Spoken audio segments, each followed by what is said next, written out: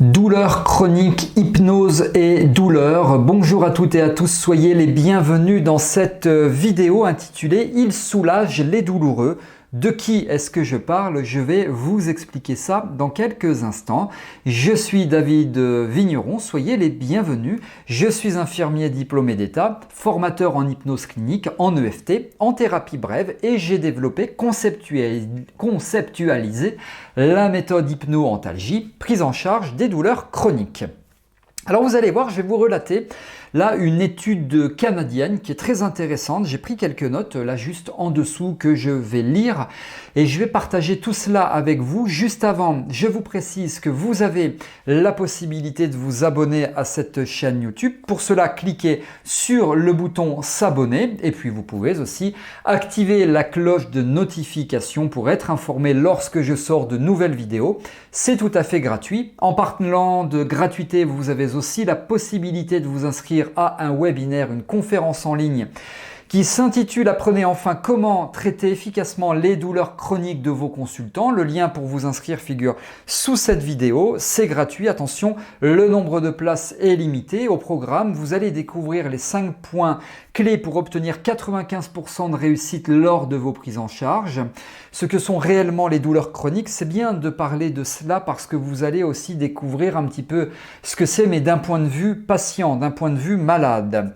Les réponses aux problématiques les plus fréquentes, l'erreur fondamentale à éviter lors de vos accompagnements, la méthode ensuite pour mobiliser les ressources de vos consultants, à mon sens, que tout thérapeute devrait utiliser. Et bien entendu, pendant ce webinaire, je répondrai à l'ensemble de vos questions. Donc c'est sous cette vidéo, inscrivez-vous, c'est tout à fait gratuit, le lien est juste en dessous. Alors de qui est-ce que je parle quand je dis « il soulage la douleur des douloureux », il soulage les douloureux, enfin la douleur des douloureux aussi, remarquez, eh bien c'est le chien. Alors moi, d'aussi loin que je puisse me souvenir, quand j'étais étudiant infirmier, peut-être que ça va faire écho en vous, je me souviens de certaines filles dans ma promo, 2 ou 3 filles, enfin il y avait une majorité de filles, mais peut-être c'était des garçons, j'avoue je m'en rappelle plus, je vais dire filles, qui ont fait un mémoire de fin d'études, ce fameux TPFE, travail professionnel de fin d'études, un mémoire de fin d'études sur l'avantage de l'apport d'animaux dans les institutions telles que maisons de retraite, en soins palliatifs, avec des personnes handicapées ou qui sont malentendantes, etc. Et globalement, la conclusion est toujours la même, c'est formidable, c'est génial, cognitivement parlant pour l'apprentissage, pour la douleur, pour le stress, l'anxiété, etc., etc., pour la relation aux autres. Globalement, la conclusion était que c'est génial. Alors, moi, bon, j'étais hyper technicien à l'époque, j'étais très somaticien. Je me disais pourquoi pas, mais bon, on s'en fout. Nous, on est là pour faire les piqûres, les prises de sang, les pansements, l'oxygénothérapie et compagnie. On n'est pas là pour ça. Mais si, évidemment, on est là aussi pour ça. Je vous parle de cela, ça fait maintenant quelques années. Entre cette période-là et maintenant, j'ai mûri, j'ai un petit peu vieilli. Ma réflexion s'est développée et donc je tiens à vous parler de ça ici. Donc, on parle du chien. Alors, je vais lire certains points ici. L'objectif de cette étude donc, qui a été menée au Canada, c'était de mesurer, d'améliorer concrètement avec une thérapie, ce qu'ils appellent une thérapie canine aux urgences, la douleur. Donc les résultats de l'étude ont été publiés dans une revue scientifique qui s'appelle PLOS ONE au début du mois de mars, donc au moment où je réalise cette vidéo, ça fait quelques mois. Alors, donc qu'est-ce qu'ils ont fait? Ils ont évalué sur 2 groupes de patients, un groupe témoin, un groupe de douleur, un groupe qui n'allait pas être soumis au chien. Ils ont évalué la douleur, ils ont évalué le stress entre 1 et 10. Donc avant d'être avec un chien, pour ceux qui allaient être avec le chien, et aussi avec l'éleveur, avec le maître du chien. Donc ils ont évalué cela, de 1 à 10. Et puis après, ils ont évalué après. Donc évaluation entre 1 et 10, chien avec le maître, et ensuite évaluation stress et douleur après avec le chien. On est dans un service des urgences. Les données récoltées ont démontré que les personnes qui avaient passé un moment avec le chien, principalement avec le chien, indiquaient une douleur plus faible lors du 2e questionnaire, donc sur après, de près d'1 point en moyenne en moins. Alors, par exemple, s'ils étaient à 5 de douleur, ils passent de 5 à 4, alors que pour les autres personnes, il n'y a pas de différence notable. Donc pour ce qu'on appelle le groupe témoin, le constat est le même pour le stress, 1 point de moins.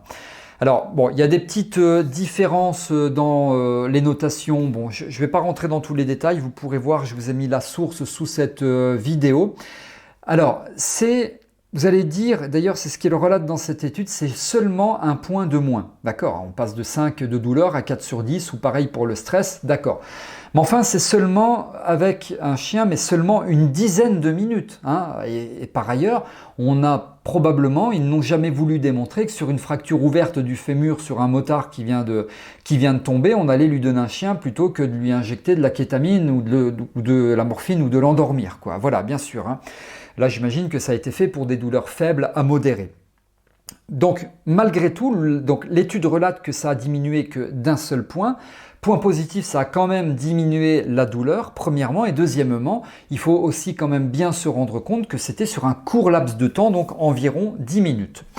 Pour savoir si la thérapie canine agit sur les effets physiques du stress, l'attention et le rythme cardiaque. Donc on parle bien des effets physiques du stress, hein, pas du ressenti, effets physiques. L'attention et le rythme cardiaque ont également été mesurés avant et après la venue du chien. Pour ces deux mesures, aucun effet notable n'a été observé. Voici ce que note l'étude. Les interactions avec un chien de thérapie pourraient alléger la perception de la douleur en distrayant le patient. On est sur de la distraction, donc en distrayant le patient de ses symptômes, en influençant son ressenti. Quand on parle de douleur et de gestion de la douleur, on parle de travail sur le ressenti ou sur la perception de la douleur. Donc voilà, moi je trouve que c'est génial. Alors après, évidemment, si vous-même vous êtes professionnel de santé, vous allez soulever les mêmes problèmes que moi. C'est l'hygiène, ok, bon, il y a des choses à mettre en place, mais enfin, ça se fait dans certains services, donc pourquoi pas. Et puis, je ne suis pas persuadé que dans des services où les patients ne sont pas de base immunodéprimés, ça représente un bien grand risque. Bon, je ne suis pas hygiéniste, hein, moi je ne peux pas trop me prononcer là-dessus, mais c'est vrai de prime abord, c'est ça qui me vient en tête. Mais pour moi, ce n'est pas un obstacle majeur au regard des bénéfices que tout cela peut apporter. D'ailleurs, je me souviens d'un livre, peut-être que vous l'avez lu, de David Servan-Schreiber, Guérir. Alors le titre est très long, hein. David Servan-Schreiber, Guérir, vous le trouvez très facilement ici ou là sur le net. Eh bien, dans son livre, il aborde l'apport de ces animaux dans des maisons de retraite, dans des institutions, dans des instituts de soins, etc. Et il note aussi les effets bénéfiques à pouvoir faire rentrer des animaux. Et moi, je dis vraiment un grand oui. D'ailleurs, peut-être que ça vous parle, cette fameuse ronron-thérapie. Et en France, et pas qu'en France, hein, d'ailleurs. Hein, j'étais en Estonie il n'y a pas très longtemps. Il y a de plus en plus de bars à chats où les gens boivent un coup. Et tandis qu'ils boivent, eh bien, il y a des chats tout autour. La ronron-thérapie. Alors, je ne sais pas si c'est franchement de la ronron-thérapie, mais en tout cas, ça apporte un plus, du bénéfice. Et donc, je dis un grand oui. Un tout petit bémol, ceci étant, attention, parce que je vous le dis, parce que je me souviens très bien qu'une étudiante avec laquelle j'étais me disait attention au risque de chute, notamment pour les personnes âgées. Très souvent, des personnes âgées, et ça calme la douleur, elles le disent, ça calme l'anxiété. Ce sont des dires, enfin elles le disent, donc qui de mieux placé qu'elles peut le dire. Donc on donne un animal domestique à une personne âgée, attention au risque de chute, hein, les chiens, les chats, etc. C'est quelque chose sur lequel il faut veiller au passage, hein, attention au risque de chute. Donc pour moi c'est un grand oui. Voilà, je ne sais pas ce que vous en pensez. Si vous avez des remarques, n'hésitez pas à m'en faire part sous cette vidéo. C'est toujours un plaisir pour moi de partager, d'échanger avec vous. Alors, en parlant de douleur, si vous souhaitez vous spécialiser dans la prise en charge des douleurs chroniques, vous êtes hypnothérapeute, sophrologue, vous êtes relaxologue, vous êtes psychopraticien, eh bien vous avez ma formation sous cette vidéo qui est décrite, praticien en hypno-antalgie, prise en charge des douleurs chroniques. Vous allez voir que le contenu est hyper complet. Vous avez la possibilité d'entrer en contact avec moi pour que je réponde à l'ensemble de vos questions. Donc n'hésitez pas, jetez-y un œil. Inscrivez-vous au webinaire, c'est gratuit. Si vous avez aimé cette vidéo, vous pouvez liker en cliquant sur le pouce bleu. Et je vous donne rendez-vous pour de prochaines vidéos. À très bientôt.